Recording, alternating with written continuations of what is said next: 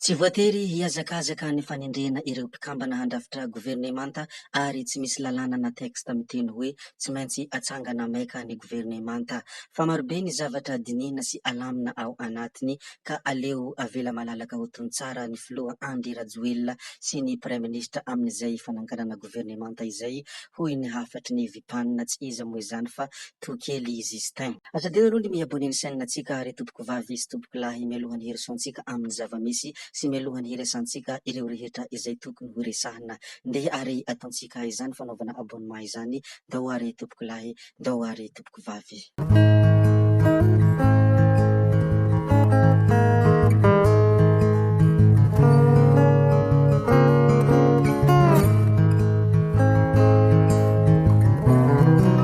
Nanombohantsika indray ny zavatra ho lazaina ato anatin' ity video ity dia resaka grève sy fidinana an-dalambe noho ny fahatapahan-jiro. Raikitra indray ny grève teny 67 hektara midina an-dalambe noho ny fahatapahan-jiro lavareny nimponina eny 67 hektara. Mandoro kodiarana eny amin'ny arabe sy manakanalana izy ireo maneho izany hatezerana izany. Rehefa voalaza ary ny mikasika an'izay dia andeha isika hiresaka kely ny zavatra sy ny vaovao izay navoaka ny polisim-pirenena malagasy. Efa dahy nanolana mpianaka roa vavy nitondra kafe 9 taona avy any Farafangana ho amidy ao Antananarivo ireo mpianaka ireo. Izy efa dahy no nilaza tanatin'ny tambanjotra an-tserasera fa hividy ireo kafe nentiny ary teny Ikianja Ambohimangakely izy ireo no niona ny 7 aogositra teo. Nomeny ireto olon-dratsy ireto sakafo efa voapizina izy mianaka nandritra ny adivagotra ka tsy nahatsiaro tena. Naolana izy ireo rehefa aveo ary nangalariny ny kafe sy ny finday miisa 2, 5 tapitrisa ariary no nivarotany izy efa dahy ireo kafe teny Andohatapenaka sy Andravoangy. Taorian'ny fitarenana ny amin'ny fanjavonan'izy mianaka dia tratra teny Ankadikely Ilafy sy 67 hektara ny sabotsy teo ireo olon-dratsy. Efa tafaverina amin'ny tompony kosa ny entana taorian'ny fanadihadiana ary natolotra ny fampanohavana izy efa dahy. Rehefa voalaza ary ny mikasika an'izay dia ndeha isika hijery kely ny hafatra izay nataony vipanina tsy iza moa izany fa Tokely Justin. Toy izao moa ny hafatra izay nambarany sy ny hafatra izay nomeny. Tsy voatery hiazakazahana ny fanendrena ireo mpikambana handrafitra governemanta ary tsy misy lalàna na teksta miteny hoe tsy maintsy atsangana maika ny governemanta. Fa marobe ny zavatra dinihina sy alamina ao anatiny ka aleo avela malalaka ho tony tsara ny filoha Andry Rajoelina sy ny praiminisitra amin'izay fananganana governemanta izay, hoy ny hafatry ny vipanina tsy iza moa izany fa Tokely Justin. Fanamarihana kely ary marihiko foana ny hoe afaka maneho hevitra isika rehetra ao anatin'ny komantera raha ohatra ka te haneho hevitra apetrahony komantera. Zay moa ny mikasika vipanina Tokely Justin. Ndeha resika hilaza kely ny zavatra izay navoaka ny Midi Madagasikara. Toy izao moa ny zavatra izay navoaka izany Midi Madagasikara izany. Tao anatin'ny 9 voalohany ity taona ity dia nijanona ho ambony be hatrany nitahan'ny fiakaran'ny vidim-piainana ao a Madagasikara.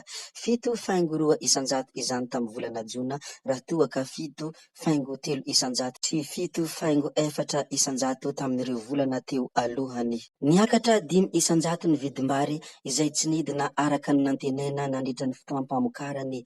Niakatra 9 isanjato ny vidiny angovo, niakatra 3,4 isanjato ny vidiny entana hafarina hatramin'ny andohany taona. Izany moa ny zavatra izay navoaka ny Midi Madagasikara koa dia lazainay ato anatin'ny ity saina ity mba ahatonga ianareo rehetra hafantatra izay rehetra ambaran ireo gazety Midi Madagasikara sy ny vaovao hafa izay tokony ho lazaina ato anatin'ny ity saina ity. Ny manaraka izay ho resantsika dia ny hitantsika amin'ny ity sary ity mirongatra ny tortanety. May omaly tokony ho tamin'ny 4 ora sy sasany hariva ny alan-kininina tany amin'ny fokontany milombika komina Antanimeva Morombe faritra Atsimo Andrefana. Tsy fantatra mazava ny antony firehetana hatreto ary efa mandeha ny fanadihadiana. Ny fokon'olona sy ny zandary ary ny miaramila tany antoerana no ny fanampy tamin'ny famonoana ny afo ka voafehy tao anatin'ny fotoana fohy izany. Izany moa ny zava-nitranga tany milomboka komina Antanimeva Morombe faritra Atsimo Andrefana koa dia lazainay aminareo ato anatin'ny ity saina ity mba hahatonga ianareo aharaka foana ny zava-mitranga sy ny zava-misy ao Anosy Madagasikara. Rehefa voalaza ary ny mikasika an'izay dia andeha risika hiresaka kely mikasika ny premier ministra lehibe ny governemanta tsy iza moa izany fa Andriamatoa Jean Christian.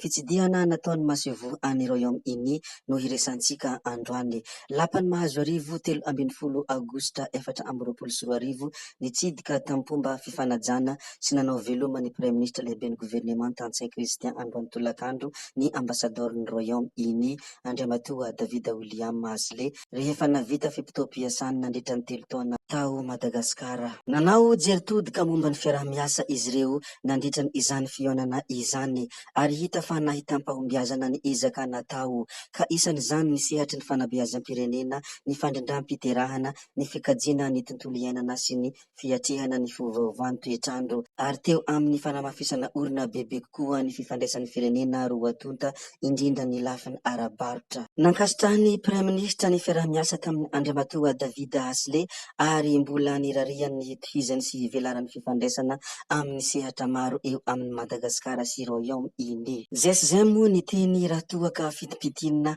ny fitsidihana nataony Masevo any Royaume-Uni teny amin'ny lapan'ny mahazo arivo ny andro ny 12 Aogositra 2024 ny andro androany moa izany. Rehefa voalaza ary ny mikasika ny premier ministra lehibe ny governemanta Andriamatoa Jean Christian ndeha risika hijery kely ny hafatra izay nataony Rijady mpanakanto. Nanome hafatra moa i Rijady mpanakanto tao anatin'ny pejiny ary toy izao ny hafatra izay nomeny. Izay olona mahay sy magnamia renseignement marina mikasiky olona nangalatra torosy misy volamena anaka dia omeko vola 50 millions FMG ary tsy ambarako olona ny momba anao. MP azafady hoy hafatra izay nomeny Rijady tao anatin'ny pejiny. Izany hoe raha misy olona mahafantatra sy manome renseignement marina mikasika olona nangalatra torosy misy volamena dia omeny vola 50 millions FMG ary tsy ambarany nizaniza ny momba olona izay nanambara izany koa dia mandefasa mesazy miafina aminy raha toa ka ianao mahay sy hafaka manome vaovao marina mikasika ny olona izay nangalatra ny torosiny mpanakanto Rijady. Ny amaramparana antsika ity video anankiray ity dia ity zavatra izay navoakany Vaovaokely TV page Facebook.